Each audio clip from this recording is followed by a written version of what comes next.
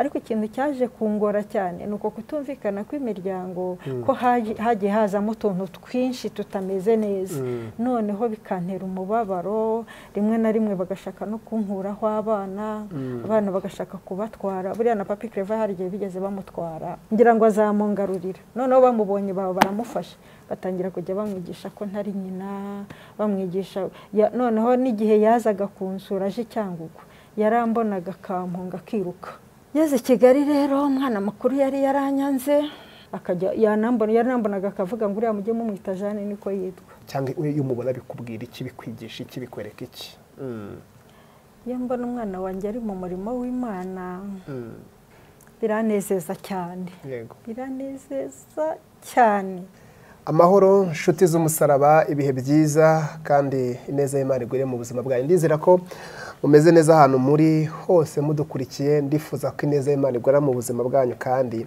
mugakomeza kumva ihumure dukunda kuvuga ngo iyo umubyeyi atwite akaba afite umwana muri we iyo umwana ari muzima umubyeyi arabyumva kubera ko bafitanye ubwumvane iyo arimo gukina arabyumva akunda kubaza ngo umwana arimo gukina mba mvuze ubukristo muri mwe ese umwana arimo gukina mumva mumeze neza mumerewe neza mu mwuka no mu buzima busanzwe komera kandi ukomere kuko Imana igufite umugambi mwiza kandi ushobora kwizera Imana ikikurimo kiruta ikikuriho kubera ko ikikurimo ni Kristo ikikuriho n'ibigeragezo no kubizashira ikikurimo ni Kristo kandi icyo ukora si cyo uricyo kuko icyo ukora kirasharika icyo uricyo ntago kizashirura umwana w'Imana nitwa Ndamukunda Patrick baha ikaze uyu munsi ni mu kiganiro cy'ubuhamya dufite abatumirwa batandukanye badufasha bakatuganiriza bakadusangiza ubuzima bwabo bakadusangiza uko Imana yagiye ibana bo kugira ngo dukurikira urusheho kumva imirimo y'Imana wumve icyo Imana ikora uko yagiye ibana abantu kandi bikomeze wowe n'abandi wabuze ubafashisha iki kiganiro kigeze ku bantu kugira ngo bumve ubwo buzima ndi kumwe n'umubyeyi tugiye kubana uyu munsi mu kiganiro cy'ubuhamya ndifuza ko ikiganiro ucyumva ukakirangiza kugira ngo ubashe kubakika cyane ndabizi ko ubakika reka mwakire aratangira atwibwa namara kutwibwira turibuze gufata umwanya tubanze dusenge tumara gusenga tuze kuza kwinjira mu kiganiro nyirizina abona dusangiza ubuhamya bwe ariko reka tangira abanza kutwibwira amazina gusa wenda tutazaho bigarukaho mama karibu murakoze cyane amazina yanjye nitwa Jane Mushonganono yego amazina y'ububyeyi banyita mu madudu cyangwa mama papi cyangwa mama Patrick yose nayanjye Yesu aduhana umugisha amen mama papi mama dudu mama Patrick iyi ndaruvuze ngo risanzwe ntago ndifashe neza Mushonganono Jane Mushonganono Jane yego ndakwishimiye andi makuru mumeze neza tumeze neza turashima Kristo yego abatamuzi cyane ariko ntekereza ko mumuzi ni mama wa papi Claver muzi cyane mu bihangano bihimbaza Imana mu bihangano aririmba indirimbo z'Imana yamekaye mu ndirimbo zitandukanye indirimbo zo mu gitabo n'indirimbo nyinshi mwagiye mukunda Imana ivuze ngo nde wavuga ngo ya nyinshi cyane mwagiye mukunda uyu niye mubyeyi we ni wamwibarutse kandi akaba yatwemeye kuza kubana natwe mama ndagira ngo banze usenge noneho nyuma tuze kwinjira mu kiganiro tumaze kumenya amazina ku bundi tuze kumenya ahahise hawe cyangwa mu by'ukuri amateka yawe yego wabanza ugashima Imana ugasangira ku kiganiro ngo bakire ubuzima bukomotse mu byo tugiye kuganira Mana yera yo mu ijuru turagushimiye Mana ishimwe tugushimiye umunsi mwiza waturemeye n'umunsi udasanzwe n'umunsi tutigeze tubona kandi utazagaruka mu minsi dufite imbere turagushimiye rero ko waturemeye ngo tuwubemo kigeretse kuri ibyo rero kunze ko tuba muri uyu mwanya w'iki kiganiro mwami utwemerere turi ahantu ntabari twahugowe muri twe imbaraga z'ijuru zureke kutugota ubwiza bw'Imana bubane natwe iki kiganiro kizagera hafi na kure turasenze Mana ibyo tugiye kuvugira ahantu bishorerwe n'umwuka wera w'Imana kandi ntabari twe tuvuga ahubwo umwuka wera ayungurura ibyo tugiye kuvuga kugira ngo bizagirire umumaro abazabyumva dufashiriza ahantu rero koko kw'imbaraga kw'Imana gukomeze kuturemera ibyiza tubisabye data wa twese mu izina rya Kristo Yesu amen amen amen yego umaze kutwibwira amazina ariko umuntu udukurikiye ndetse n'abantu bazi Papi Claver n'abantu bakumenye cyangwa bakuze nk'umubyeyi we bashaka kwibaza ku mateka aho ati uyu mubyeyi mama Papi Claver cya Patrick cyangwa Mushonganano kurivuga biragoye n'izina numva rigoye rirakomeye cyane ni muntu ki yavukiye he yakuriye he mu by'ukuri mbere uko ndatumumenya ari muntu ki wenda ugasura amateka yahise hakera ngewe rero navukiye ahantu hitwa Rusizi niho ku ivuko navukiye ahantu hitwa Mutimasi niho iwacu ku ivuko hanyuma rero ndahakurira ndanahashakira jenoside rero yakorewe abatutsi niho yansanze ndi umubyeyi mbyaye gatatu nuko bimeze aho niho iwacu yego kugira ngo araze kubyumva neza mubyeyi niho wavukiye ariko niho duha ishusho y'umuryango wavukiyemo wari uhagaze gute mu buryo wenda busanzwe mu buzima ese mu mwuka bari bakishijwe kugira ngo tuze kuza kurushaho kukumenya no kumenya imirimo y'Imana navukiye mu rugo rw'abakristo gatolika niho navukiye hanyuma rero nyine bandereye aho ngaho bantoza nyine gusenga Imana ndetse mba umukarisimatike mba umurejiyo nuko nkurira aho ngaho ndetse muri ubwo buzima nakuriyemo nyine kubera ukuntu bantozaga gusenga no mbese reka mbyite kubaha Imana byatumye numva ngewe ngira n'icyifuzo cyo kuba umubikira numva nshaka kwiha Imana kuko numvaga nkurikije uburyo nabayeho numvaga uburyo bwiza nazabana n'Imana naze yagenda nkaba umubikira ari byo bintu byambera byiza hanyuma rero ibyo bintu nyine ndabikurikirana ariko ntibyakunda kubera mvuga ko ari umugambi w'Imana Imana yari izi ko nzaba nyina w'abahungu n'abakobwa kuko abakobwa ubu nabo ndabafite amen ubwo rero iyo nzira ntiyakunze naje kwisanga rero ngiye kubaka urugo nyine hanyuma rero n'inzira n'ubuhamya burebure ariko hagati aho ngaho ngize nk'imyaka nk'itandatu mama yarapfuye mama apfuye rero ubwo nyine data ashaka undi mugore nako reka mvuge ngo yashatse abandi bagore kuko si umwe njye narezwe n'abagore benshi abagore batandukanye bagera nko kuri 5 ahari nibuka narezwe rero mu buzima bugoye cyane iwacu habaga ibiryo barabakungujumba tugira ibitoki tugira ibijumba tugira ibintu byose biriya nyine dufite n'inka dufite inka zikamwa ariko ikintu kibi nabonye ku bagore ni uko abo bamama bitwaga ko bandera najyaga nifuza amata y'inka z'iwacu kandi ahari ariko badashobora kuyama nyine bimwe byaba mukaze nabayeho rero muri ubwo buzima bubi ariko nkunda gukomeza gusenga nkumva ndashaka nkumva mfite icyifuzo cy'uko ndakwiriye kwiyandarika kuko numvaga umubabaro mfite uwo mubabaro mfite ndamutse niyandaritse nkandagara wazarushaho kwiyongera noneho rero numva nshatse kwibera umubikira ariko kuba umubikira icya mbere nabikundishijwe nuko nyine nakuriye muri ibyo bintu byo gusenga hanyuma ikindi cya kabiri cyanteye kumva nshaka kuba umubikira bwari uburyo bwo gukwepa imibabaro cyangwa umuruho kubera ubwo buzima nari mbayemo bubi byatumye ntekereza ndavuga ngo none nazashaka umugabo akambera mubi nakwahukanira he kuko numvaga mfite ubwoba bw'uko nshobora gushaka umugabo nashaka umugabo nkumva abaye nshatse umugabo bakankubita nkumva nta siporota kuba muri izo nkoni nkumva nagenda ariko nkumva namucika nkigendera none nkavuga ngo none se ngiye ko abantu bananiwe urugo bahukana ngiye nakwahukanira kwandi noneho numva ndatekereje ngo birashoboka ko nagenda kubera ba mukadata bakanyubakira. Nahoraga umutima wanjye wiyumvisha ko nagenda nkabindushyi bakanyubakira akazu ka muviringo. Sinzi abantu babaye mu byaro baratuzi utuzu tw'ibireri iwacu cyangwa ngo babyita ibihunda. Hari n'ababyita ngo utuzu tw'ibyatsi hamwe bakoresha ibyatsi. Numvaga rero bazanyubakira nk'akazu ka muviringo k'ibihunda cyangwa ibyatsi, noneho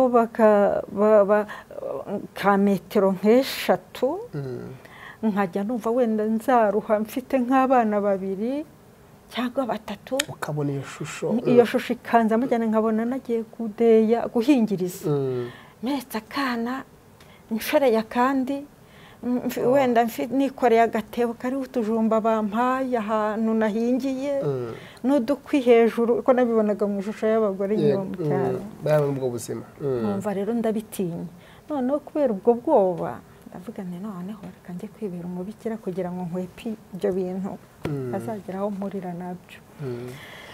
Hanyuma rero ubwo rero nyuma cyane sinagize amahirwe yo kwiga ngo amashuri ya segonderi, ahubwo twebwe mu gihe cyacu nyine hahise haza biriya bya serayi, nitwe zatangiriyeho. Nashoboye kujya kwiga serayi rero, twigaga ibintu by'imyuga n'amasomo asanzwe. Hanyuma rero ariko mbivanga n'ibyo bintu byo kwitegura kwibera umubikira. Nyuma rero ntibyakunze, nyine haje kuza umusore nyine, hanyuma nisanga twakundanye, nabwo n'ubundi buhamya burebure sinabijyamo, ariko nisanze twakundanye. Nabanje no kumuhakanira cyane mubwira ni ngewe naramaramaje nyarashaka kwibera umubikira, ariko ntibyakunda. Nisanga rero ngiye kubaka urugo, hanyuma urugo ndubamo. Nakoze ubukwe muri 1989, niho nashatse. Hanyuma ngira umugisha wo kubyara rero, ndabyara abana 3. Byageze rero kiriya gihe cya 1994, papa w'abana rero ahita ajyana n'abandi banyarwanda, nyine nawe baramwica. Yego, no kwihangana. Urumva ko ari amateka maremare ya mami CLAVER cyangwa papi CLAVER. Ni amateka maremare kandi ateye agahinda, ariko byose Imana binyuza mu muntu kugira ngo akomezwe nabyo kandi azakomeza abandi. Niyo mpamvu uyu munsi ari hano kugira ngo akubwire yuko byose abiciyemo, akaba uyu munsi arimo guhamya Imana. Mama, none umuntu ashobora kwita yibaza muri ubwo buzima akuriyemo, utekereza ko uzaba mu masera, nyuma nyine bikaza kwanga bitewe n'ayo mateka wagiye ugarukaho. Waje kuza gukizwa gute wenda, cyangwa waje kuva mu idini cyangwa mu idini rya Gatolika ukaza mu aho usengera uyu munsi? Uza no kutubwira, nanze kuhavuga ibyo byagenze gute. Ese washatse waramaze kuza mu itorero barizwamo cyangwa mu idini barizwamo, cyangwa byabaye mbere cyangwa nyuma? Byabaye nyuma, kuko twasezeraniye nyine mu Gatolika. Hanyuma nyine na jenoside yabaye ari iryo dini nsengeramo. Hanyuma rero jenoside ibaye rero mutwara amaze gupfa, hari ibibazo bijye bibaho burya mu miryango. Hanyuma cyane ntekereza ko ari ibintu bisanzwe ko abanyarwanda benshi bahura n'ikibazo cy'uko umutwari yapfuye, mu miryango hagenda hazamo utuntu tw'utubazo. Utubazo twajemo rero nk'ibiba n'ahandi hose. Hanyuma utubazo tujemo nisanga mbuze umuntu wamara umubabaro. Jenoside yarabaye, ntekereza ko abantu dusigaranye bishoboka ko buriya bagiye kubona ko nyine ibintu, njye nabonaga ibintu bibaye nkabona nta muntu uzasigara. Hanyuma mbonye dusigaye ndavuga ni ubwo dusigaye tukaba tugize amahirwe tukarokoka ibi bintu bibaye bihitanye abantu bacu bose, ubu tugiye kubana neza. Ariko uko nabitekerezaga siko byagenze, ahubwo byabaye bibi kurushaho. Abo twari dusigaranye rero ntitwashobora kumvikana. Muri uko kutumvikana rero ndibuka ko twajyaga tujyana nyine n'abo twari kumwe icyo gihe, urugero nka mabukwe twari kumwe, tukajyana mu kiliziya, kuko ubwo nyuma ya jenoside nyine imaze kuba twabuze aho tujya, ko bari badusenyeye, nta hantu dufite ho kuba. Biba ngombwa rero ko hari jenoside yabaye ufite abana bangahe? Batatu. Ubwo ninde nande? Nari mfite abana batatu ariko bato, nakurikije abana bato cyane. Ubwo mukuru witwa Dudu yari afite imyaka 3 n'amezi 9. Noneho umukurikiye Papi Claver yari afite imyaka 2 n'amezi 6. Umuto yari afite amezi 3. Yego muko mukajyana rero gusenga ne warugeze? Tukajyana gusenga mu kiliziya. Hanyuma rero ariko nareba ubuzima tubanyemo, tubanye mu buzima butari bwiza, bubi cyane, ntari bwinjiremo cyane, ariko bwari bubi.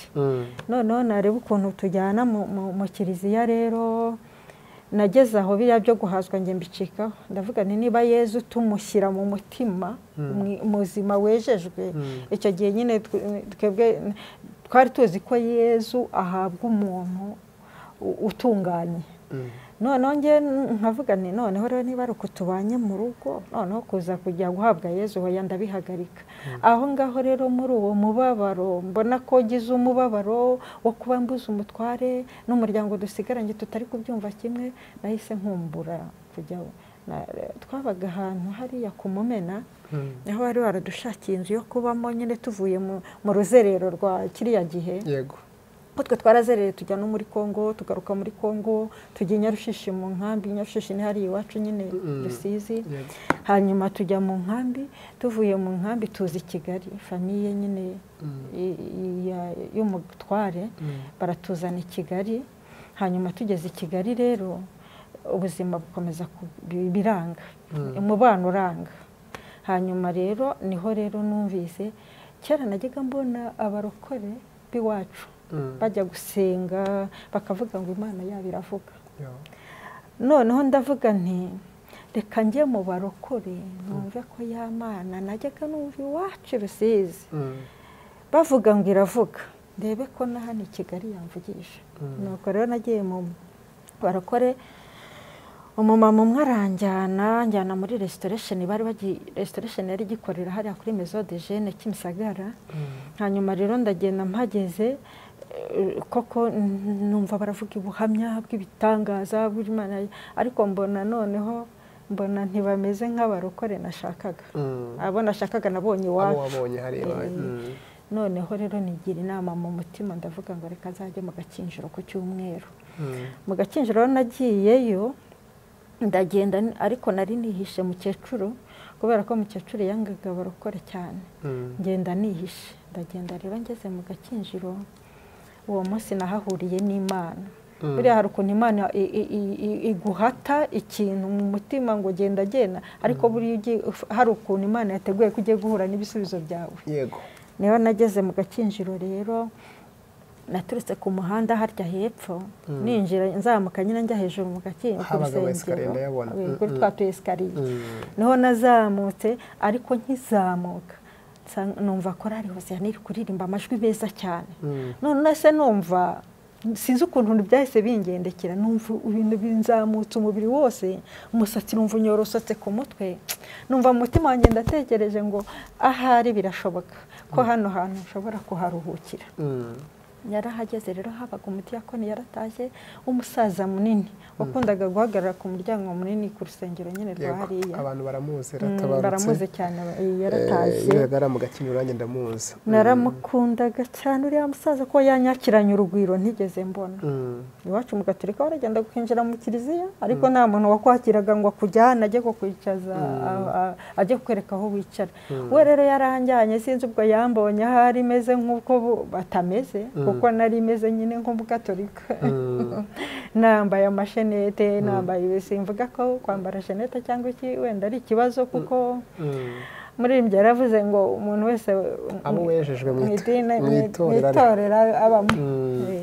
Yego. Noneho rero yarambonye iranyagirana ubwuzu cyane, yabonye hari ndi umuntu uje kuruhuka hari, banza nawe yarabibonye. Ahita njyana nyicaza ku ntebe y'imbere. Kuri iyo ntebe y'imbere rero aho nicaye, mbese ubwo nari naje kumva, ariko narariraga, nahise mfatwa n'amarira nkicaraho, numvise amajwi y'abaririmba. Hanyuma rero buriya nkunda ubuhamya cyane, kubera ko nibwo nakirijwemo. Noneho icyo gihe rero hariya mu Gakinjiro jenoside ikirangira amateraniro yaho bashyiragamo umwanya w'ubuhamya mu ntangiriro. Yego. Hanyuma rero ubwo buhamya rero bavuze ubuhamya, umugabo umwe avuga nyine ubuhamya bw'uburyo muri jenoside bamwiciye umugore n'abana. Hanyuma rero ngo ariko mbere y'uko jenoside iba ngo bari bafite amasezerano, Imana yajyaga ivugana nabo bari gusenga, ikababwira ngo iramubwira we ku giti cye, iramubwira ngo hagiye kubaho ibintu bikomeye, amaraso agiye kumeneka mu gihugu cy'u Rwanda, ariko nyuma y'ibi wowe nzakurinda kuko uzongera ukankorera. N'ubundi yari umukozi w'Imana, uzongera unkorere. Noneho rero nawe rero ngo bamwiciye umugore n'abana, bishe umugore, abana barabacika. Hanyuma rero nawe rero ngo hanyuma ngo nawe baramutema ariko ntiyapfa. Hanyuma rero nyuma jenoside irangiye rero yisanga nyine arahari, ariko ntiyashobora ngo mbese yavuze ubuhamya bw'ukuntu yabayeho n'ukuntu nawe yumvise noneho kubera ibintu byamubayeho nawe byo gukiza iby'agakiza asa n'ubiretse. Hanyuma ngo nawe ajya akora ibintu, ajya kubohoza inka, ajya kubohoza amabati, ibiki byose, ariko ngo ijwi riramusanga. Imana ishimwe ko dufite Imana ivuga. Amen. Bibiliya ni kwivuga, ijambo ry'Imana hariya mu Baroma riravuga ngo hariya ririya jambo rivuga ngo abayuda barusha icyo abandi. Bakavuga ngo icyo barusha, ngo abayuda icyo barusha abandi nuko babitse ibyavuzwe n'Imana. Hanyuma rero nawe rero ijwi rero y'Imana ivugana n'abarokore rero yaramusanze mu ijoro, ngo iramubwira ngo uri mu biki, iramubwira ngo dore ngo Stefano bamuteye amabuye, ari iburyo n'ibumoso abona ni amabuye, inyuma n'imbere abona ni amabuye, ngo ariko ngo abonye impande zose ibyerekezo byose nta hantu hari ubutabazi, hose ari amabuye, ngo ahitamo kurarama. Ngo aravuga ngo reka nubwo buryo yakoresheje, ngo reka ndebe mu ijuru, ngo nimbona hari ibuye riturutse mu ijuru ngo ndamenya ko nta butabazi ndi bubone, ngo ariko nimbona nta buye riturutseyo ndamenya ko ariho gutabarwa kwanjye kuri. Ngo noneho ngo acyubura amaso, ngo ahita abona ngo umwana w'Imana yicaye iburyo bwa se, ngo noneho ngo yumva ngo ijwi riramubwiye ngo noneho ngo aravuga ngo Stefano ngo ahise avuga ngo Imana ibababarire kuko akurikije ubwiza ari kugenda abona imbere ye. Ngo aravuga ngo bariya bari kunkorera, Imana ibababarire kuko batazi icyo bakora. Nuko ubwo rero nanjye iryo jambo ryarafashije ukuntu udashobora kubyumva, kuko numvise nanjye numvaga najyaga icyangugu nareba ukuntu abantu bari kwidamanza, batwikiye abantu, abageze gute, avuga Imana ntacyo ushoboye. Banasuzaga nkabasuhuza ariko mu mutima wanjye harimo ubwicanyi, kuko naravugaga ni nk'ubu yaba nari nk'umunyakibungo, numvaga Kibungo ngo bafite ukuntu baroga cyane, hari nk'umunyakibungo nari kubakubitisha inkuba, cyangwa se nkaba mfite ubundi buryo nabica nanjye nkabarangiza nkabakorera nk'ibyo bankoreye, kuko nari mfite umubabaro urenze. Hanyuma rero kuri uwo munsi rero niho nanjye numvise ntiburiya abarakoze biriya Imana ibababarire kuko ntibari bazi icyo bakora. Akomeza avuga ngo none ukuntu nanone yaje kugira ikibazo ngo uwo mufasha we wari wapfuye, noneho ngo aravuga ati Mana yanjye koko ubu nzongera kubona hehe umufasha umeze nk'uwo nari mfite. Noneho ngo ari kumara ayo maganya, ari kwiganyira, n'ubundi ryajwe riragaruka riramusanga, ngo riramubwira ngo soma Yoni ibice 4 umurongo w'10, havuga ngo ubabajwe n'uru ruyuzi utateye rwameze mu ijoro murindi rukuma. Hanyuma ngo uwo munsi nabwo ahita yumva muri we ko aruhutse, ko buriya ari akayuzi Imana yari yaramumereje. Hanyuma igihe kigeze karuma. Iryo ryo ryaramfashije cyane, ko nahoraga agenda mu mujyi, nko mu mujyi gahura n'abantu b'iwacu abarokakanye n'abagabo babo, nkavuga ntari koko Mana ashobora kubunyangahari. Ni gute naba narakuriye mu buzima bw'ubupfubyi, ngeze ahantu ndahukira afite umugabo nkunda twumvikana, none nawe ukabura mutwaye, none uriya se bariya bo ko wabarokoye nge wampoye iki? Navuga nti wabonye ko ari nge ukwiriye imibabaro koko, ariko kuva uwo munsi nanjye nahise numva ko ari akayuzi. Umutware wanjye twamaranye imyaka 4 n'igice, urumva ko twari dufite courage yo kubyara ko abana 3 mu myaka 4 n'igice, urumva nawe ko bidasanzwe.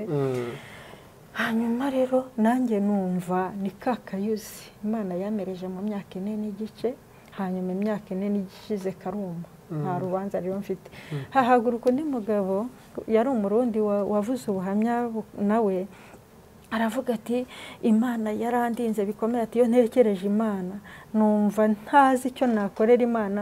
Ati ntimureba yari yambaye imyenda y'umweru, aravuga ati nukomeze iyo ntekereje neza y'Imana, ati numva nakwigaragura naha hasi nkigaragura ntitaye ngo nambaye neza. Aravuga ngo yemwe banyarwanda murapiki, aravuga ngo reka mbabwire ngo ari umutware wawe, ari umufasha wawe, ari amatungo yawe cyangwa imitungo yawe, byose ni intizo y'Imana, ibyishubije nta rubanza washyiraho. Navuye aho hantu numva koko nyine nta ibyo nari mfite byaragiye, umutware yaragiye, ariko burya byose byari intizo y'Imana. Ubwo rero bahamagaye abaza kuri Yesu, nyine nanjye ndagenda ndapfukama ku kirago. Hanyuma rero ndihana uwo munsi, ariko ntabwo nyine ngeze mu rugo barabiketse ko nari nagiye mu kirokore, kuko babonye tutajyanye nyine kuri Saint Andre. Ubwo nyine urumva urugamba nanone ruba ruratangiye. Rero ndagira ngo ano twinjire mama papi CLAVER, umaze gukizwa, umaze guhura n'imbaraga z'Imana, urumva ruhutse mu mutima, urumva ibyishimo biraje, ugize umutima wo kubabara babariye abakuhemukiye muri Jenoside yakorewe Abatutsi 94. Dusangiza no byagenze gute rwa rugendo, urumva rukuno wabayeho unyura hirya no hino mu gihe cya mbere yo gukizwa, muri bwa buzima kumaze gukizwa, ishusho y'ubuzima yisubamo ni iyihe? Nizo namba yasobanuzo wenda z'abantu badashaka kujya mu kirokore, haraza kuba gutandukana nabo, haraza kuba kutumvikana, haraza kuba kubuzwa ibintu bitandukanye. Ese uri kumwe na papi CLAVER, uri kumwe n'abandi bana bakiri batoya, ubuzima bwo buhagaze gute? Twereke iyo shusho kugira ngo tuzuye abantu twaza kuza kumva ko muri ubwo buzima Imana igikoramo umuntu kandi agakomera. Umaze gukizwa byagenze gute? Ubwo ngubwo ntabwo nabyita ko nahise nkizwa, kuko nahuye n'imbogamizi nyine z'abo twari kumwe, kuko batashakaga ko nkizwa. Ariko hagati aho ngaho naje gusenga Imana mu mutima, hanyuma Imana ikinzira turatandukana. Dutandukanye rero ntandi hantu nari mfite ho kujya, byabaye ngombwa ko njya Icyangugu, subira Rusizi, ndagenda ku ivuko, ariko sinajya neza ku ivuko, ahubwo umugabo wa muramukazi wanjye yantije inzu ze yari afite, nubwo bari barazangije, arambwira tugenda urebe mu nzu batangije aho bitaga kuri sope cya Kamembe, ugenda urebe ahantu inzu itarangiritse cyane aba ariyo ujya kubamo. Ubwo bose bagende kumwe n'abana? N'abana, ko numvaga ubundi mu Kinyarwanda baravuga ngo aho umubyeyi yaguye bahatora ingobyi. Yego. Numvaga nubwo muri uko gutandukana, numvaga ndi gusenga Imana ngo Imana imbabarire ntagire umwana wanjye basigarana. Ko numvaga ntashaka ko nzarererwa kandi ngihibereye. Naragiye rero, ariko muri ubwo buzima subiye inyuma gatoya, ubwo muri ubwo buzima nageze naho nifuza urupfu. Ndavuga nti ubu rero nkajya ntekereza ngo wakwiyahura, ubundi Yesu yansanze ngewe nshaka kwiyahura, numva nshaka kwiyahura, kuko nabonaga imiryango dusigaranye biranze, iwacu ntahahari, ndajya hehe? Numva nyine ndavuga nti icyambere cyiza no kwiyahura, ariko burya nyine wa mugani kubyara n'umugisha. Ikintu ubundi cyambujije kwiyahura, navuze niba bishoboka ko ntumvikana n'aba bantu, uburyo ndi kubabona ari kumvikana nabo, se bazanderera buriya bikunde? Ndavuga nti reka nihanganye rero, numva ibyo bintu nabyo ngiye gukora si byiza kubwo kubabarira abana. Ndavuga nti abana banjye batazapfana agahinda bavuga ngo mama yari yahuye. No kugera i Kamembe? Ngera i Kamembe. Ngeze i Kamembe rero narahabaye, ubwo nabaye i Kamembe ahantu hatari heza cyane, nyine zari inzu ya etaje ifite ibikari hasi, ariko hejuru hari sitasiyo. Noneho abana nabanye nabo hejuru niho hatari harangiritse cyane, aho hejuru niho nabanye n'abana, ariko Imana yahandindiye abana cyane urumva umutoya yarakambakambaga abandi nabari twatwana nyine tw'imyaka 2 3 n'ibiri bagenda birukanka mu mapine y'imodoka muki ariko Imana irahaturindira cyane nyuma yaho rero nibwo byaje kuba ngombwa mbona nanone ubuzima bw'ikamembe ntiburi kunshobokera cyane kuko navaga ikamembe natangiye ibintu byo gucuruza ariko ngacuruza ntanabimenyereye ntarigeze ncuruza amafaranga ubwo kwa muramukazi wanjye wari wamaye amafaranga yo gucuruza ariko kubera ko ntari mbimenyereye urumva kiriya gihe jenoside ikirangira abantu nkatwe wabaga n'ubwenge butari ku murongo neza wumvaga ibitekerezo bisa n'ibyataye umurongo ku buryo rwose kuvuga ngo urajya gucuruza byarananiye ubwo nanyuzagamo nkajya gucuruza ariko nkajya no ku isambu guhinga hanyuma rero igihe cyaje kugera rero mbona ubuzima bwo gucuruza sinzabushobora kandi mfite amasambu urumva amaboko yari yarasigaye naho i Kigali mfite amasambu yanjye n'ay'iwacu n'ayo kwa data bukwe nzi guhinga usibye ko ubu ntabishobora ariko rwose ngewe nzi guhinga nahingiye abana mbona Imana impaye umugisha nkajya ngira ibi byo kurya nuko nyuma yaho rero nibwo ubwo haje kugera igihe mabukwe nawe arataha ava i Kigali nawe araza hari ibibazo byari byabaye bituma nawe aza noneho ya mibanire nari ntuje ubundi ataraza ariko nyuma amaze kuza ya mibanire noneho yongera iba mibi wari umaze gutuza wagaburiraga abana ariko birongeye bisubiye birongera biba bibi ariko noneho hahandi ikamembe niho nakirijwe noneho yego aho kuri sitasiyo nahasanze abasore babiri b'abarokore bahomaga amapine aho kuri sitasiyo ariko bakijijwe neza yego buri mugoroba rero barazaga bakambwira bati ariko wa mubyeyi we bite byawe ni byiza bambaza uko naje aho nyine ndababwira ndabaganira bati rero nudafata umwanzuro wo gukizwa dore uracyari muto kandi koko nari muto kuko napfakaye mfite imyaka 28 dore uracyari mutoya ejo abagabo baraje bagushoke nutiyegereza Yesu ngo ukizwe ahawe hejuru ntabwo hazabaheza ngwino usange Yesu aguha ubuzima aguha amahoro akurerere n'utwana twawe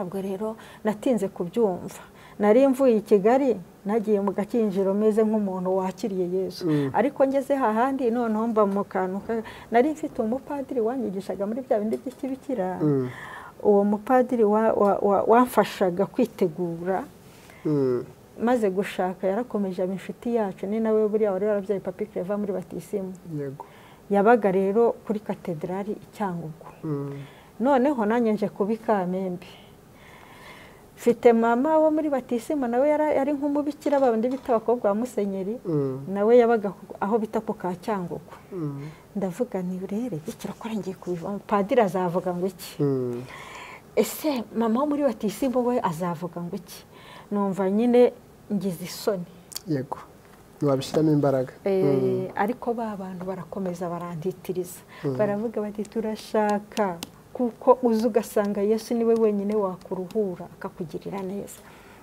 hanyuma rero kubwo gutitiriza kwabo igihe cyarageze numva barandembeje nabahaga icyayi bakavuga ati reka umuntu wasanga turi kunywera icyayi mu rugo rw'umugore udakijijwe w'umupfakazi bavuga ngo iki bakigendera bakambwira ibyo bambwira by'ubutumwa bwiza bakigendera umunsi umwe rero ndababwira nti murabizi noneho mfashe umwanzuro muzaze kundeba ku cyumweru tujye Gihundwe baramfashe rero turagenda tujye Gihundwe geze Gihundwe higisha umupasiteri witwaga Claude wari warigeze ku umupasiteri umusilamu arigisha amagambo meza cyane amera nk'usubiye muri bya bindi numviye mu gakinjiro umunsi rero navuye nkijijwe noneho ntangira n'inyigisho z'umubatizo hanyuma maze kubatizwa abarokore baranyegera banyigisha gusenga bagishe nuko ndakomeza na bugingo n'ubu numva uyu munsi rwose nanjye mfite abo nakwigisha gukizwa. Amen. Ni ubuhamya bukomeye cyane. Yego wenda tukuzane nakubazaga wenda umaze gukizwa byagenze gute ubuzima wisubamo n'umunezero kuko turagira ngo dufashe umuntu dukurikiye ushaka kuba utarakizwa ari mu buzima ushaka gusa n'ubwo wari urimo afite ibimugoye afite impamvu bwate sinakizwa narahemukiwe sinahemukiwe Imana iri hehe iyo Mana mumbwira si bikomere mfite byakira kuki abanjye bagiye kukimaka muri ubu buzima ushobora kuba ari mu ishusho y'ubuzima uri mu kera no musangije umaze gukizwa ese Imana yahinduye ubuzima bwawe mu bigo busanzwe no mu mwuka amahoro yarabonetse ugiye n'umutima wo kubabarira? Yego nagize umutima wo kubabarira ariko urumva muri ubwo buzima nari mbaye bwo kutumvikana n'imiryango nacyo cyari ikindi gikomere kiyongera ku bindi nagize. Hanyuma rero aho twari turi iwacu rero naje nigeze kubabwira icyo abayuda barusha abandi ni uko babitse ibyavuzwe n'Imana. Imana ishimwe ko dufite Imana ivuga. Hanyuma rero iyo Mana rero yajyaga insanga ikambwira ko izangirira neza. Umva nari mbaye mu buzima bukomeye, ubuzima bwo guhinga, kubona agafaranga byari ikibazo, gutunga abana byari bigoye, ariko noneho nkumva nyine nihanganiye muri ubwo buzima ko n'abandi babwihanganiyemo. Ariko ikintu cyaje kungora cyane ni uko kutumvikana kw'imiryango ko hagiye hazamo utuntu twinshi tutameze neza, noneho bikantera umubabaro. Rimwe na rimwe bagashaka no kunkuraho abana bagashaka kubatwara. Buriya na papi CLAVER hari igihe bigeze bamutwara baramuntwara amara igihe kinini, yajya aza kunsura hari umuntu waje icyo gihe ariko mukecuru yari akiba i Kigali ataragaruka mu cyaro. Icyo gihe umuntu araza arambwira wo muri famiye arambwira ati wambabariye nkajyana n'umwana, baramukundaga cyane, wambabariye nkajyana n'umwana akajya gusura nyirakuru, ndamumuha ngira ngo bazamugarura kuko yakoreraga icyangugu mu ruganda rw'icyayi atwara imodoka za ariko agaruka i Kigali, ngira ngo azamungarurira. Noneho bamubonye baramufasha batangira kujya bamwigisha ko ntari nyina, bamwigisha noneho n'igihe yazaga kunsura aje icyangugu yarambonaga akampunga akiruka akampunga, yasuhuzaga murumuna we. Buriya n'ubu barakundana cyane, murumuna we Patrick uwo bita Musinga ubu ngubu barakundana cyane. Icyo gihe yarazaga akaba ari waramutse, ariko njye na mukuru we yatubona akiruka. Ntituzi ko byari byaragenze, ariko nyuma we yaje kunyera ubuhamya arambwira ngo bajyaga bambwira ngo sinkajye mvuga kuri mama, ngo nabaye ngo mama yabaye ikigoryi, yabaye igicucu, ibintu nk'ibyo. Noneho rero ubwo rero nyuma rero aho bamariye kuza, none njye naje kumubona nkoresheje, navuga ngo baramunzaniye aje kunsura, nyine yanze kunsuhuza nka gutyo. Nyuma baje kumutwara ndamwiba, ndamutorokana mujyana gusenga aho bita mu Burunga Kamembe. Nagiye namujyanye gusenga, baje kumureba baramubura. Byabaye nabyo intambara ndende, ariko ntacyo numva nta kibazo, umwana wanjye ndamugumanye. Nyuma rero haje kubaho rero aho bagarukiye, rero niho naringeze aho bagarukiye rero nabo baje Cyangugu duturanye, noneho ku isambu haje kubaho nyine ko kutumvikana, ariko Imana ikajya imbwira ngo nzakugirira neza, nzakuruhura. None nkumva ntazi inzira bizagenda. Umunsi umwe ariko icyumweru turi mu rusengero, haza umuntu Imana itumye ngo yari agiye kwishakira, sinzi iyo yarigiriye. Imana iramubwira ngo naza ndebe, ngo ambwire ko Imana ishaka kunyimura nkaza i Kigali. Yaraje rero arabimbwira, arambwira ati Imana yambwiye. Hari umukobwa nagiraga mu rugo, Imana yari yarampaye wandereraga abana nagiye mu murimo w'Imana. Noneho araza arambwira ngo Imana yamubwiye, umukobwa yitwaga Mukashema, ngo we na Mukashema mugiye gutandukana. Imana yambwiye ngo Mukashema na Madudu ngo ni Eliya na Elisa, ngo none Eliya na Elisa bagiye gutandukana. Ndavuga nti ibyo bintu uri kuvuga ngiye sindi no kubyumva. Ndatandukana gutafata agashami k'igitara aragahanyura, aravuga ngo uko aka gashami gahanyutse kw'iki giti niko Elisa na Eliya bato bidakunda wowe Mukashema na Madudu bidakunda ko mwakongera kubana ahubwo umwakwe kandi mama Dudu ni wowe Eliya Mukashema na Elisa wowe rero ugiye kumukurwaho hanyuma Imana igiye kukujyana simazi ubwo rero arangije arigendera nyine nyuma Imana ikagimbira kuzi Kigali ndavuga ni oya ntago nzajya i Kigali icyambere Kigali nta mwene wacu hari tuvuga rumwe abo nyine ba famiye nabonaga nyine basa nabanjugunye noneho ndavuga ni ndajya Kigali gukora iki nzajya Kigali n'igiki nzajya Kigali mbona umwenda wo kwambara gute nzajya Kigali mbe mu inzu gute ariko nyine nyankunda kubwira abantu kwa kunde abanyarwanda bavuze ngo ntawe uburana n'umuhamba naje kwisanga nyine nafashe umwanzuro wo kuzi Kigali nabyo byabaye intambara ndende hanyuma rero ngeze i Kigali buriya Bibiliya ijambo ry'Imana riravuga Paulo yandikira wa Filipi yarabandikiye ntabwo twahawe kwizera Kristo gusa ngo ahubwo twahawe no kubabazwa kubwe hanyuma rero nubwo ari Imana yari ivuze ngo nizi Kigali ariko ntabwo nari nje kuvuga ngo nje mu mudendezo nje kudamarara ngo nje biki bese nari mvuye mu ishuri nje murinde ngeze Kigali rero umwana makuru yari yaranyanze umwana wanjye umukuru Dudu yari yaranyanze nyine ntumbaze nawe nyine ubwo yari afite ibyabimuteye nawe ntago wamenyaga amakuru we rero yari yaranyanze abakwa nyirakuru akajya yanambonaga akavuga ngo uriya mujye mumwita Jane niko yitwa uriya ntago ari mama haranyihakana ariko Gonzaga yararirimbye indirimbo nziza aravuga ngo ijya yemera ko byose bitugeraho nicyo nacyo kingeraho imfura yanjye iranyihakana ko ntari nyina ubwo rero nimutse Kigali nzana n'abana babiri Claver na Patrick hanyuma dudasigara Cyangugu ndaza rero ngeze i Kigali nabaye mu buzima bukomeye Patrick noneho ngeze i Kigali nibwo nabonye ishuri ahubwo i Kigali ntibahinga i Kigali ni ukurya uvuye guhaha i Kigali amazi ni ukuyagura i Kigali no gutekesha udukara nta ujya gushaka udukwi gutashya umwe byita gusenya abandi gutashya nta ujya gukura ibyo byose ukeneye noneho rero kandi noneho ngiye kuba mu nzu nta mafaranga ngira ngiye abana bagomba kwiga no kurya urwaye agomba kuvuzwa kandi nta mafaranga ngira ngomba no kuba mu nzu nishyura n'abantu muziranye wenda byabaye ikibazo kirekire nimutse rero njya Kabuga habaga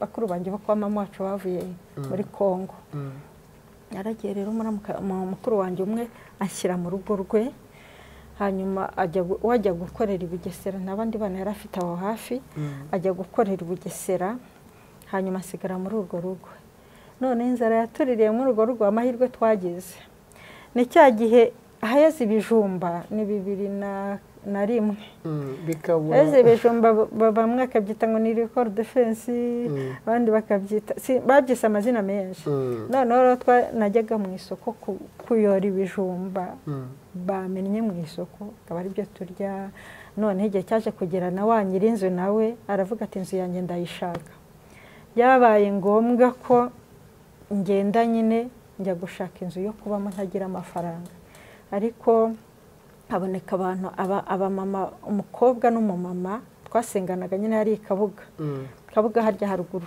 atari Kabuga ville siyeje haruguru niho nasengeraga none haboneka umukobwa umwe witwa Rusi n'umudamu witwaga Pendo Imana ibaha umugisha bitanga kunyishurira twumvira Imana ibaha umugisha n'ubu mbivuze ziduherukana nta makuru yabo nzi ariko Imana ibaha umugisha bakoreye Imana banyishurira inzu igihe Kabuga nahamaze nk'amezi 8 hanyuma rero Imana ariko nge mbona yarashakaga konza kuba mu mujyi kubera impamvu zayo hanyuma umuramukazi wanjye umwe kwa nyina wabo n'umugabo yajyaga acuruza amata ajya kuyarangura mu Mutara yumvise ko mbikabugaza kunshakisha arambwira ati rero kubaha ahantu hameze gutya imura abantu bazana Kimisagara dushaka akazu ubemo hanyuma rero nibura abana nge mbaha amata cyangwa se wenda nawe umuntu yagushakira udufaranga duke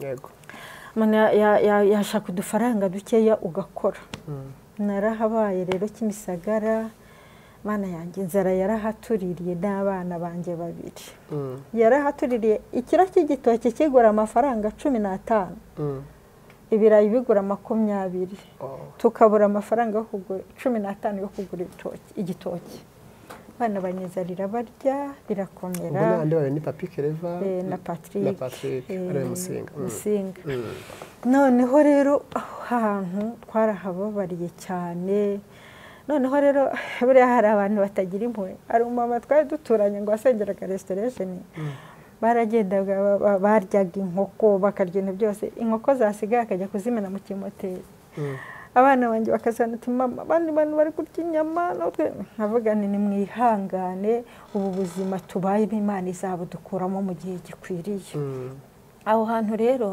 na ya mahirwe yo kubona amata ya mata na wa wundi yari yambwiye uriya akamubwira Imana ni nziza Imana niyo yonyine ishobora kugusezeranya ikindi kakiguha naho umuntu ibisubizo by'abantu no wakugirira neza none n'ubuntu bw'Imana yakugirira neza none ariko je ntiyakomeza kukugirira neza nkunda kubwira Imana ngo Mana ujye umpa umugisha wanjye bwite atari umugisha ntege amaboko ku bandi bantu nuko ubwo rero ubuzima tubayemo Kimisagara hari akazu twabagamo karakazu ni k'icyumba na saro gatoya kari gahengamye kubona nakishiraga 5,000 nayo nkajya nyabura nuko rero igihe cyaje kugera rero mbona ya mafaranga nayo ndi kugenda nyabura naranaharwariye cyane ubwo natangiye utuntu two gucuruza natwo biranga ndibuka ko nagiye no kurangura icyo gihe naraye mu masengesho Kacyiru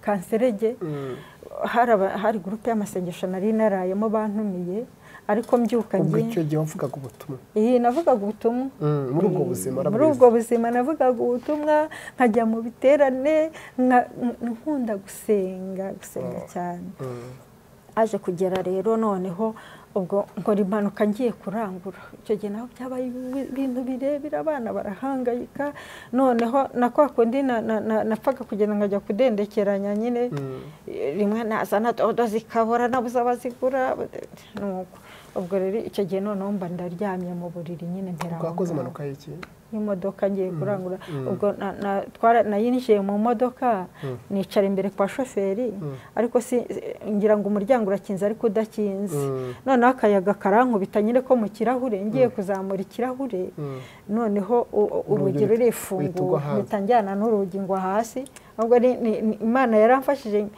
ni hariya kuri habaga umugore hahandi muri ya rompo noneho nahize ko rero mbirinduka hasi ku bw'amahirwe Kacyiru mbese nabirindutse Imana hari ukuntu yabigenje mbirinduka mva mu muhanda ubundi ipine y'inyuma yari kunkandagira rero nabyo byabaye ubundi irindi shuri rikomeye noneho nakwa kundi nagenda ariko Imana itabura uko igenza muri iyo minsi yahuruje muri iyo minsi njyamye mu nzu n'abana abana ari umunsi twaryamye Papi Claver arambwira ngo mu rukerera nka 10:00 arambwira ngo mama ubu noneho turarya iki noneho ngiye mfatwa n'amarira ndamubwira ngo mwana wa Imana nkorera uyu munsi iratugaburira ngo mama iratugaburira ibyikuye niratugaburira ibyikuye mu bumana bwayo natangajwe nuko uwo munsi ibintu ntagenda ngo kubera n'igihe dufite nta detaya ariko uwo munsi bwije ku mugoroba ufite amafaranga 13,000 nazaniwe n'abantu batandukanye 13,000 icyo gihe yari menshi niba ikiro cy'igitoki cyaraguraga 20 igitoki kigura 15 13,000 urumva nakayabo harimo ibyumweru bitari bike twamaze iminsi rero turiye amafaranga ariko muri ubwo buzima hari umukozi w'Imana wajya guza kankanda akamfasha noneho rero arambwira ati maze gusa n'ukiruhuka arambwira ati waje tukajya gusenga ikiruhuro nabwira ni wapi muri cya cyumba cyo kuwa kabiri hari kuwa kabiri nabwira ntabwo njyayo ngewe iyi Imana inyanitse gutya niyo yankuye icyanguga irambwira ngo nize Kigali zahamera umugisha none dore ukuntu Imana ingize reba ibikomere ku maguru hose reba ukuntu mba rwose ntumbwire gusenga ibihuru narayemo iwacu Cyangugu amasengesho nasenze y'uburyo bwose none ni gute Imana ishobora kungira gutya arambwira ati ndakwinginze ngo tugiye gusenga yaragenge nawe nyine ameze nk'uwantwaye ku ngufu ngeze ikiruhura iwacu buriya ndahakunda cyane barumva ntanahava nyine niyo hashaka nubwo urusengero rutagihari ariko kuba nitwa ngo uwo mu mudugudu wa Kiruhura byonyine Kiruhura naraharuhukiye narahageze rero mpahurira n'abavugabutumwa beza bavuga uburyo Imana itabara baravuga ati kubwo gutaka k'umunyamubabaro gusuza umutima k'umukene none Imana irahagurutse amagambo meza y'Imana bavuga amagambo meza noneho rero numva uko bagenda babigisha ijambo ry'Imana noneho nanjye nkajya ngenda numva ndahakunze nkajya mpora nza buri wa kabiri kugeza igihe byarangiye ni musengera gutura Kiruhura no kugira ngo tuze kuza guhuza n'igihe dufite mubyeyi ufite ibintu bikomeye isi ikeneye kumva kandi Imana yakugejejemo kugira ngo nyine bigirire akamaro abandi kuko uyu munsi hari abandi bari mu buzima hari ababurara hari ababwirirwa hari abameze nabi ariko Imana ibafiteho umugambi mwiza yego uri Kimisagara utangiye gusengera Kiruhura wacuruzaga ndaje no twinjire mu kindi gice urumvikana uvuga ubutumwa ufite ububyutse ashaka ubuzima buranze ariko nayo gukora akantu gato hari abantu bahita bavuga ngo bakabyitirira Imana bakanga Imana bakumva ko n'umuntu Imana atababara tundi umuntu Imana babara gute ni gutabura ubutumwa ukorera Imana ukababara gakoraho gato none dusangije naho ndashaka ko umusa kuza kutubwira kuko dufite amerwe turagufite uyu munsi ariko anagiye baza ku mateka ya Papi CLAVER wenda mu bana wabyaye uko yarameze nk'uyu munsi ese uyu munsi ahageze ikimara arimo kumukoresha mu murimo w'Imana wabitekerezaga ikimana ageze kubivugaho kuraho gato kora ako kantu ko gutabwa ubutumwa ariko natubwire cyane cyane Papi CLAVER no tuza kuza gusoza turebera hamwe uyu munsi uko uhagaze ukomeze n'ibyenge urimo guha abandi nigeze kuvuga kuri iriya jambo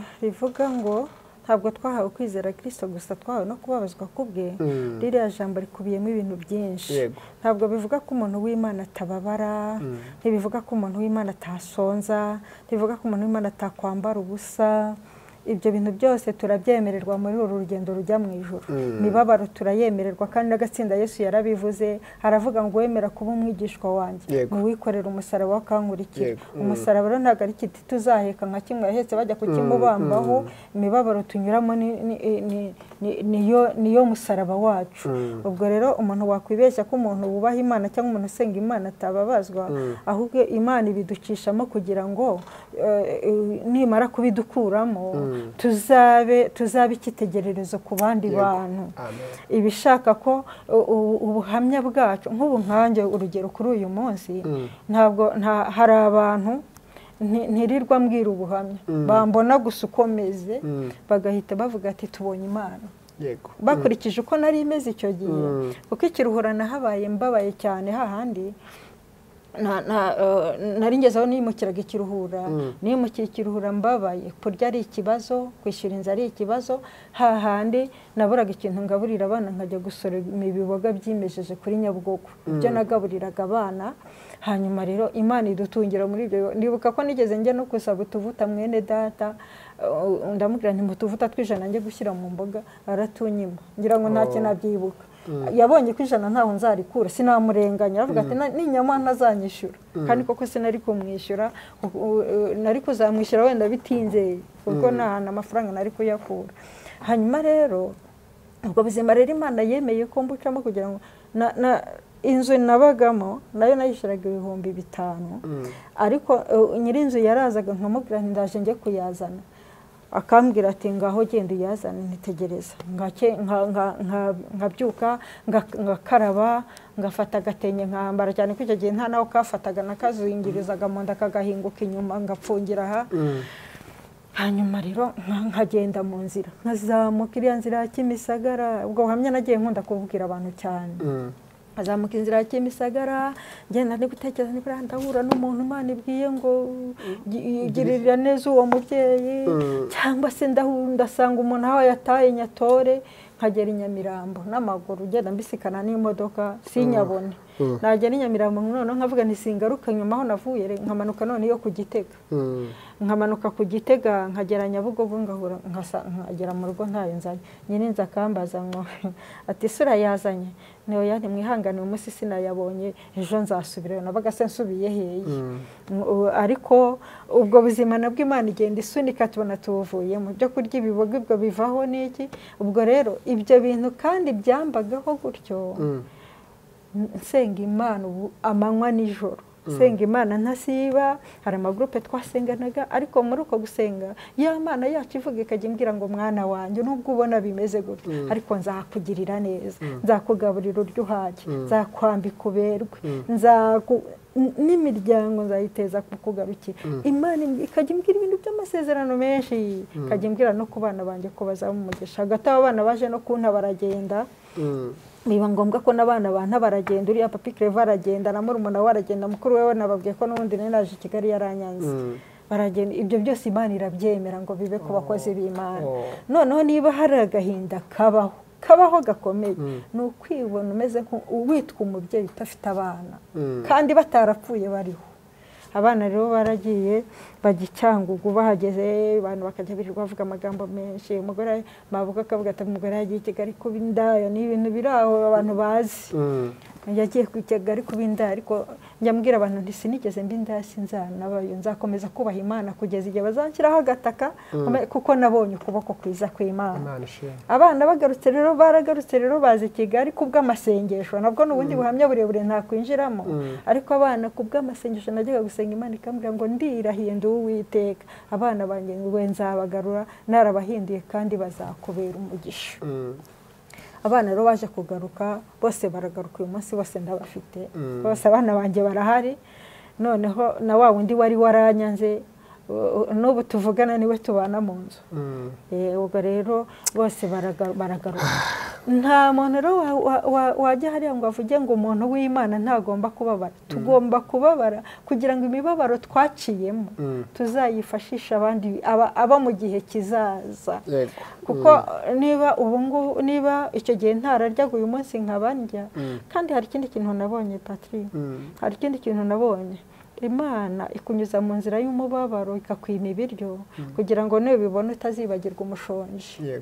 ikunyuza mu gihe cyo kwambara ubusa kugira ngo uzagire umubabaro intimba y'umuntu wambaye ubusa niba ufite uburyo bwo kumwambika umwambike Imana ishimwe ko bisigaye inshoboza nanjye kuba nagira uwo nambika ishoboza kuba nagira ngiye kirazira ubundi kirazira kikaziririzwa ko nagura litiro 5 z'amavuta ngo zirangire mu nzu nta muntu nyahayeho ntibyashoboka ubwo biramutse bimbayeho yabaresheke ntibishoboka ko nashyira umuceri mu nzu ngo ngurye ngurangize nta muntu mpaye ubundi ngewe iyo Imana impaye ibiryo fata kuri buri kantu kose nkagira umuntu mpamagara nkamubwira ngo kubera ko nzi uko inzara iryana ibyo rero byose Imana ibidukishamo kugira ngo bizagirire Imana umumaro n'abantu hanyuma rero ku cyo mwarimu mbaje wenda ukuntu abantu babona Papi Claver ni umugabo Imana ihaye umugisha ihaye igikundiro ihaye umwuka wera ihaye kuririmbisha imvamutima umutima agafasha imitima y'abantu benshi yaba bari mu Rwanda ku isi yose ariko umubyeyi wamubyaye n'umubaje no amateka ye uko amubonaga ese Imana yamuvuzeho n'abandi bavuga ariko cyane cyane Papi Claver naho ngo najya wenda uza kuzana yego niho narigeze shimira Imana cyane yo mu ijuru yandindiye umwana uyu munsi akaba ari umukozi w'Imana uriya Papi Claver ni umuhungu wakuze cyane ankunda cyane ankunda kurusha abandi bana wageraga ngo niwe bucura kuko naranaje inshuro nyinshi yakundaga kuncira kamambiri mperekeje nk'abana akagenda afashe ibitenge nakwigendera kankandagira kamambiri yanjye gacika ntafite n'ubushobozi bwo kubona iyindi kabwire ko wajyunde kuru wajyumva wajya usigarana n'abandi umutoya ntangendeho ahubwo akaba ari ungendaho yarankundaga cyane noneho mu mikurire ye no kuvuka kwe yavutse afite igikundiro mu bantu yagize igikundiro cyane ku buryo tubyara umwana wa mbere ntabwo twahembwe nk'uko twahembwe ku bwa CLAVER. Abantu banaduhaye babyitaga intama ngo batavuga ihene, ariko ahantu hose twajyaga bazaga kuduhemba basigaga bamuhaye ihene. Ihene ziragenda zuzura urugo ku bwa CLAVER, banaziriye muri jenoside nyine ihene ze. Hanyuma na nyirakuru, reka mvuge ngo ni nyirakuru wa se yamuhaye isambu. Hari ahantu yamuhaye aravuga ati izi nsina ziri munsi y'urugo, aka karima kari munsi y'urugo ngahaye umwana w'umwana wanjye, umwana w'umwuzukuru wabwa n'umwana w'umwuzukuru arakamuha. Nuko bivuga ngo rero yavukanye igikundiro mu mikurire ye. Rero yagiye akunda, yakuze nyine tugiye tujyana mu murimo w'Imana, akankurikira. Tukiri mu cyaro bajyaga muri École de Dimanche, noneho tugeze n'i Kigali nanone barabikomeza, nubwo nyine byaje kugera nyine akazamo ibyo bintu byo kuba baragiye bagasubira i Cyangugu. Ariko agarutse none avuye i Cyangugu yahise yinjira muri korali yanjye naririmbagamo. Ndayizi kiro hitwaga Abacunga neza kirihura. Korali Abacunga buriya niyo yari yamureze. Yaho twararirimbanye, arakana kakava ku ishuri kambaye uniformo kakaza muri korali. Hanyuma mbese ariko noneho buriya bintu by'ubuhanzi nyine byatangiye ari muri korali, ko hari indirimbo yahimbaga muri korali, ukabona ahanze indirimbo akayizana. Yaje no kujya ashwana n'umudirija twari dufite icyo gihe, kubera ko yayihangaga nyine nk'umwana. Byari n'igitangaza ko n'umwana wiga primaire yahangiye korali indirimbo. Noneho yaza yayimuzanira agashaka kuyihindura, yayihindura ntibabyumve kimwe. Inyuma rero niho yaje kuva muri korali, amaze kujya secondaire niho yagiye muri korali y'Isopo. Arongera nyine nanone abadirija wayo. Muri icyo gihe rero naje kurwana urugamba, kubera ko twari mu buzima none bukomeye cyane, ariko mbese kurya ari ibibazo, ibintu byose ari ibibazo. Noneho rero arambwira ati mama, igihe kimwe ari mu gitondo, reka nkubwire mama, ngewe singiye kuzapfana twishwe n'ibibazo, ngewe ngiye mu muziki usanzwe. Ajyaga ku ishuri nyine, yigaga mu ruto bw'icyo gihe mu majyepfo. Mu majyepfo akagenda noneho akava ku ishuri yarahimbye indirimbo, akaza hari n'igihe yahimbaga n'izerekeranye na jenoside. Hanyuma rero noneho araza arambwira ati reka nkubwire, ngewe ntabwo ngiye kwicwa n'ubukene kandi mfite impano yanjye. Ngewe ubu ngubu ngiye kuba umuhanzi w'isi. Ati mani Marite ntumuzi ukuntu yajyaga aza kutwigisha kuturirimbira ikiruhura, ati none uzi urwego agezeho. Ndumva muri iyi dini ya mani mbabare ko ngiye kuvuga cyane ko ibyo bintu by'idini, ariko yarabimbye arambwira ati nk'ubu kuri umudiyakoni, ukaba uri umunyamasengesho, ukaba uri umuvugabutumwa, mu by'ukuri ngiye ndashaka kukubaza, iyi dini yawe imariye iki? Ndakererwa buri gihe kujya ku ishuri kubera ko nabuze ibikoresho, farije yarabishyuriraga. Ndakererwa kubera ko nabuze ibikoresho, iyi dini imariye iki? Gende ndigendeye ngiye mu muziki, nanjye nemerere nka ba mani. Ndavuga ni mwana wa, ubu ugiye kujya kuba umuhanzi hariya hanze, uzajya wari umukozi w'Imana, aha hari umusatsi utukura, hano hari uw'icyatsi kibisi, hano ari shokora, nzakubona ugenda mu nzira nzitura hasi mpera umwuga. Ndamubwira ni mwana wanjye, wakwihanganye tugakomeza tugatitiriza Imana ko izatugirira neza, ko dufite amasezerano. Atari ko si yo Mana aho yakubwiriye byaheze. Ndamubwira ni Imana ntabwo itugwa, igihe kizagera Imana izatugirira neza. Arangije amasomo arambwira ati rero nigiriye mu marushanwa yabaye hariya Maison de Jeunes, ati mpa amafaranga nifite 5,000 umuntu yari yampaye abizi ko ndufite. Aratumbwira ati ntiza nigendere, ndabizi ndatsinda barampa amafaranga ndayakugarurira. Aragenda ajyayo muri ayo marushanwa, ntiyanatsinda ngo abo wa kabiri. Hanyuma rero ariko agarutse rero, ubwo yari yarorongotanye gutyo, korali yaba iri mu masengesho, avuyeyo rero araza ahitira ku rusengero ikiruhura muri korali. Imana rero dusenga yo kabyara irangiye imufatira mu muryango akinjira. Umuhanuzi ngo baramufashe aramubwira tumva uko Imana ivugana nawe, ati ibyo bintu wagiyemo simbirimo ngewe, kandi ndashaka kuzankorera umurimo hano mu gihugu no hanze yacyo. Ndashaka kukugira umukozi wanjye, ndashaka kuzankorera. Mbese bamubwira ibintu byinshi, urumva sinari impari nyine n'ibyo yaje arambwira. Ati kandi kuba mu murimo wanjye aho ngushaka bizaguhesha umugisha, biwuhesha n'umuryango wawe, ariko nurenga ku byo nkubwiye ahubwo ugiye guteza akaga umuryango wawe. Nuko ngo baramuhanuriye ibintu by'impanuka sinzi. Nuko arangije mu gitondo yarayemo, baracya mu gitondo mu rukerera ngiye kubona mbona mwana araje, nkomangira nyine ndabakingurira, twabaga hariya ku giti cy'inyoni, ndabakingurira.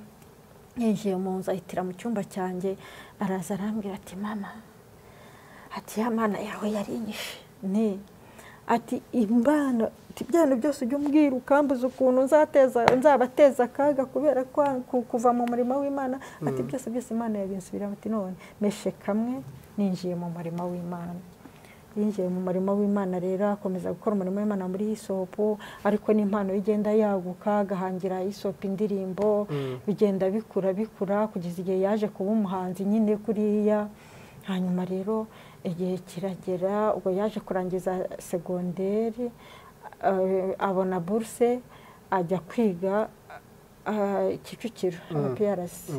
Aragenda ajya kwigayo, ariko agezeyo kubera n'ubuzima twari tubayemo akajya anyuzamo, akajya hari abantu bamujyanaga simbazi ngewe niba ubazi, akamujyana ngo mu bitaramo ngo muri Mirikorine kuririmbira abantu bahari baje kwimeza neza, akagenda nyine akabaririmbira, akazana y'udufaranga tukamufasha ku ishuri, natwe nanjye nyine akanzaniraho. Ntabwo mwana wanjye rwose ndamushimira ko ntabwo yajyaga aryamwanya imbe, kandi n'uyu munsi aracyabikora.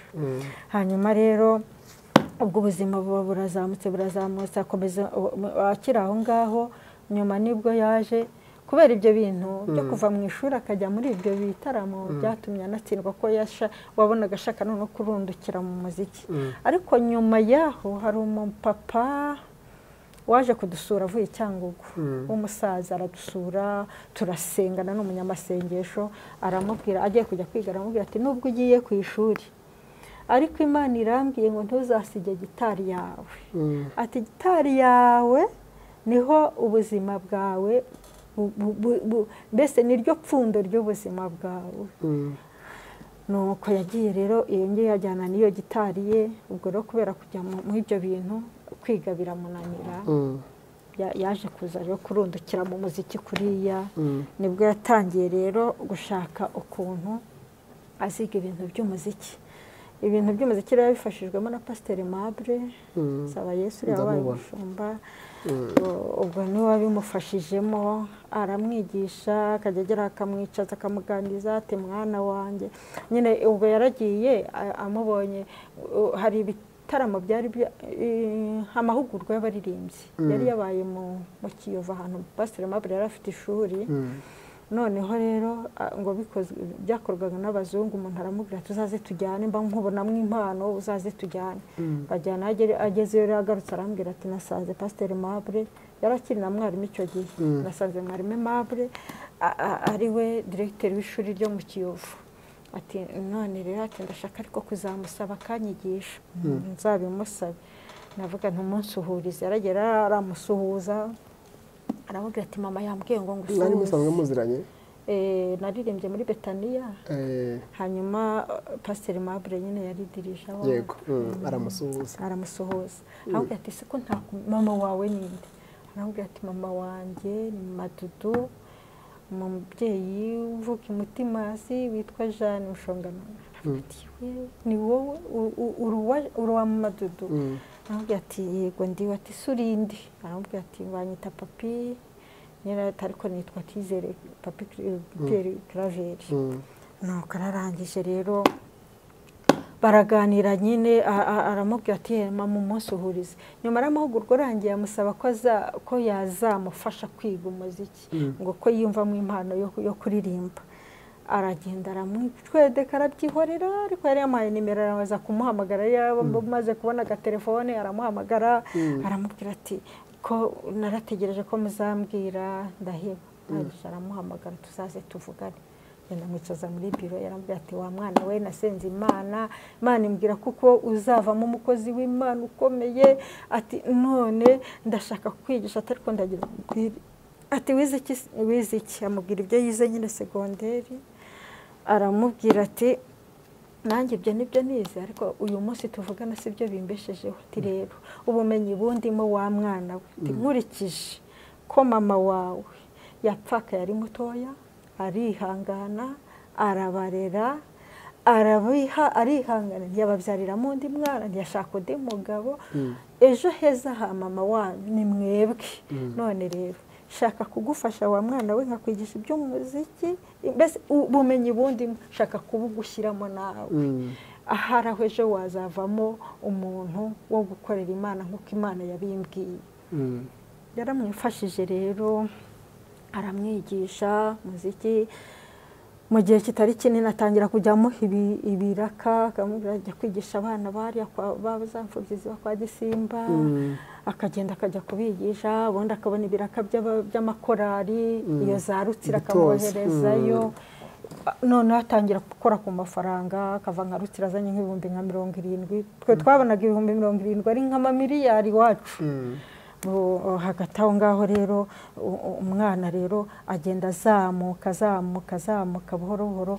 kugeza uyu munsi hari yageze turabishimira Imana ishimwe ngaho nguko ayo ni amateka ya mama cyangwa mama Papi Claver cyangwa Patrick cyangwa Musinga afite abana benshi cyangwa Dudu abo se n'abana be no mu mama ufite amateka y'ubuzima mwagiye mwumva butandukanye nekerezo ko ikiganiro kibaye kigufa basabaye magufi bitewe n'enda n'ibintu afite agomba kugenda yinjiramo cyane ariko nitubujye mu gishaza twema twongeye dukora ikindi kiganiro mu kindi gihe zaba habonetse umwanya twongeye tubisubiremo twongeye tubyinjiremo mu bigo bwimbitse uyu munsi mufasha amateka ya Papi Claver uko byagenze ko yabayeho n'ahantu Imana itagukwa n'ahantu heza Imana itakugeza Imana ifite ubuzima bukomeye yaguha weyubahe kandi yubahishe mama mbere ko tugana ku musozo ndifuza yuko ugira ubutumwa utanga ushingiye kubona umuhungu wawe iyo umubona kuri yabyo bikubwira iki nicyo abwira abandi babyeyi noneho nukoresha icyanditswe dusoza ko ufite na Bibiliya wabiteguye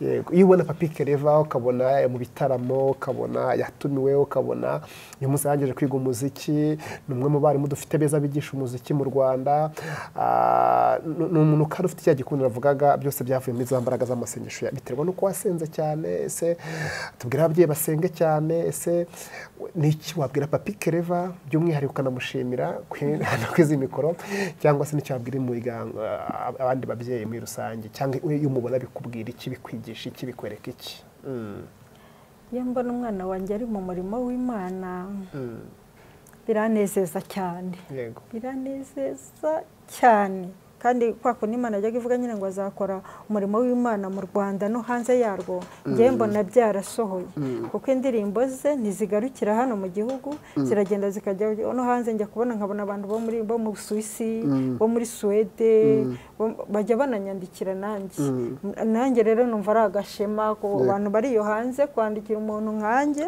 wavuye muri ya mateka bakanyandikira ngo rwose umwana wawe aduhesha umugisha Imana umugisha mubyeyi na hano rero mu Rwanda hari abantu durakambwe ati warakoze kutubyarira umugisha warakoze mubyeyi Imana umugisha watubyarira umuntu w'umumaro ibyo byose binezeza umutima wanjye hanyuma rero icyo nasangiza ababyeyi bakwiriye gusengera abana ariko atari ukubasengera gusa umuntu agomba kugira n'igihe cyo kuganiriza abana gusenga ni kimwe no kuganira n'abana ni ikindi uko urumva umwanya nafashe mwumvisha ko akwiriye kwihangana tugategereza kugira neza kw'Imana ko adakwiye kugenda ngo rurungutane muri ibyo bintu yashatse no kuba umukinnyi w'umupira nabyo ndabyanga hanyuma rero ariko uyu munsi yarafite iyo mpano nakunda gukina umupira cyane ubwo rero nabyo ibyo byose rero nanjye nabaye igikoresho cy'Imana kumubwira ngo wicaha ahubwo caha. Birashoboka ko umupira ariko ujyamo ukamugirira umumaro ariko ntugirire umumaro imbaga nyamwinshi. Ariko uyu munsi ivugabutumwa akora rimufitiye umumaro, riwufitiye n'umuryango, riwufitiye n'abantu mu isi hose muri rusange. Cyane rero nabwira ababyeyi rero ngo bige gusengera abana ariko bige no kubaganiriza. Iyo nama natanga. Hanyuma no kubereka urukundo kuko burengeye abana banjye twabanyeho dukundana ku buryo hahandi nta mwana wanjye buri wagiraga ikintu ngo ampishe. Ubu noneho kubera ko yabaye umugabo ariko ubundi yanyisanzuragaho niba ari umuntu bakundanye akambwira, niba ari ibintu byose akanyisana. Abana banjye banyisanzura. Cyo nacyo rero ababyeyi bakwiye kugira ako kantu ko kwegereza abana ntibabate kuri. Hanyuma gushimira Papi CLAVER, ndamushimira cyane. Ni umwana wambaye hafi. Icyo gihe cyose yatangiye kujya abona ubushobozi bwe ntiyabwihariye. Yarakoze n'izi ishuri rya teoloji i Kayenzi, anyishyurira minerivare, yafatanije na Musinga bakanyishyurira minerivare, bakamenyera igikwiriye. Bafataga imodoka bakanjiramo. Uzi ko hari igihe bafataga yakodeshaga, yarebaga nk'abashuti be akagurira esanse mu modoka. Kambwira ati mama nujya ku ishuri noneho ntuzagende rwose ukurana n'ibikapu nzaza kugufata. Bakaza bakamfata mu rugo kanjiramo kanjyana ku ishuri. Abapasiteri nyine bakaza kunyakira akababwira ati narinzanye umwana ku ishuri. Mbese ubwo ninjye wari warabaye umwana. Noneho bo barabaye ababyeyi. Twari tuzanye umwana ku ishuri akambwira rero umwana wacu rero uzige neza uzatuzanira amanota meza. Nuko nyine nanjye koko mwakora iyo bwabaga nkazana birote nziza nabaga uwa mbere cyangwa uwa kabiri, sinarenzaga uwa gatatu. Natahanye diplome ya mbere nubwo zisa n'izataye agaciro ariko icyo gihe narayitahanye ya mbere. Nuko bakishima bakaza kunsura bakampa argent de poche bakangurira amata ibintu byose. Ubwo rero ndamushimira cyane rero ko yabaye wese yahagaze mu cyuho cyase. Niko navuga. Imana imuha umugisha n'ubu wenda nabyumva cyangwa natanabyumva ariko Imana imuhera umugisha byose ankorera kugeza na bugingo n'ubu. Ko navuga ngo arangaburira, anyishyurira inzu, mbese nta kintu umushinja umwana wanjye. Imana y'amahoro imumpera umugisha. Amen. Imana ishimwe ku byo yakoze byose. Kandi Papi CLAVER warakoze cyane kuba umugabo no gukora icyo agombaga gukora.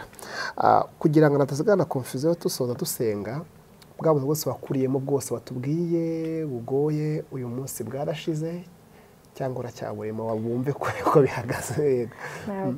Ntabwo nyiburimo. Ubuzima nabuvuyemo. Uyu munsi ndi wa mubyeyi ushobora kurya ikintu ushaka. Ndi wa mubyeyi ushobora kwambara umwenda nifuza. Ndi wa mbese muri make nigeze kuvuga ni Imana igucisha mu buzima bwawe kugira ngo uzagirire abandi umumaro. Nanjye noneho mu gihe najyaga ndarama nkavuga nti Imana bararya iki nkajya gusoroma bya biboga. Uyu munsi nanjye nshobora gutereka umuceri mu nzu, nshobora kuba mfite ibishyimbo mu nzu, mfite buri kimwe cyose. Mu by'ukuri nta kintu nifuza. Ndabishimira Imana. Imana ishimwe cyane. Hari abantu badukurikiye bari hano mu gihugu n'abandi bari hanze bavuga za Canada, Australia, Amerika batwumva banyuze ku internet n'abadukurikira mu bigo bitandukanye. Ese umuntu agushaka yakubona biremewe wenda gugutumira mu ivugabutumwa ko umuntu yaguhamagara mukamwaganira ukamuhamya wenda mu bigo burambuye ukanamufasha abameze nk'aba ngaba?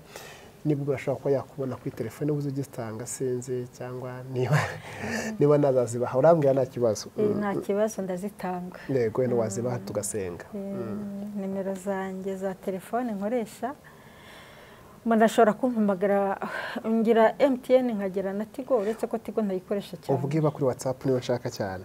Iba kuri WhatsApp ni 0788 21 69 49 0788 21 6949. Iyo nimero nkoresha kuri WhatsApp. Urakoze, vugisha mami Claver wumve akuganirize hejuru y'ibyo avuze muri urwo rugendo rw'ubuzima abayemo, ariko kandi nawe Imana iragukunda. Mama, turagushimiye ikiganiro cyiza uduhaye, n'ubutaha wenda nituguhamagara uzemera. Ubundi abansaba ko dukora ikiganiro kenshi abamamaga bagayifuza ko twaje kuba turi kumwe na Papi Claver turi batatu muri kumwe, bandi bikorera tuzayipanga tube twagikora, ariko cyane bifuza ko wakoze kuza no kuduha ikiganiro. Enoho hari abantu badukurikira bafite ibyifuzo bitandukanye, hari abantu bakiri mu buzima wavuze wanyuzemo, hari n'abantu kandi bakeneye no gukizwa, hari n'abaguye, hari n'abandi bafite ibibazo by'imiryango n'ibindi bashaka ko wabasengera. Niba nta kintu wenda wakongeraho usigaranye, wafata umwanya ukabasengera ukabanza ukakivuga ubundi ukabasengera. Ndumva nta kindi, si uko kidahari, ariko kandi n'igihe cyane adushiranye, ariko gusa icyo nabwira umuntu wese uruhande rwose yaba arimo no kwiringira Imana no kuyiba hafi, kuko Imana niyo ifite urufunguzo rw'ibintu byose, niyo yonyine kandi yabasha guhaza kwifuza k'umuntu, kuko umuntu we nageze kubivuga ko agusezeranya ariko ntasohoze ibyo yagusezeranije, ariko Imana yiradusezeranya naho byatinda ariko birasohora. Yebwe rero nibakomeze bizera Imana, Imana yakigira neza. Akoze cyane. Numva twasenga. Yego, twasenga. Imana yera yo mu ijuru, Imana ifite imbaraga n'ububasha, Imana itegeka byose bikayumvira, Imana ifite byose mu kuboko kwayo, turagushimiye. Niwe wakunze ko tuba ahantu nk'uko twabivuze mu gutangira. Aha hantu rero tuhabaye tuvuga ibi bintu byagiye biba, amateka y'ibyarangiye naho uyu munsi tugejeje, warakoze turabigushimira, ariko tutirengagije ko hari abandi bakiri muri ubwo buzima, hari abantu bagowe, hari abanyamibabaro, hari abazengejwe n'imiryango, hari abana bataye, hari ibibazo byinshi bitandukanye, hari abashonje, hari abakene, hari abambaye ubusa, hari abatagira ibyo kurya.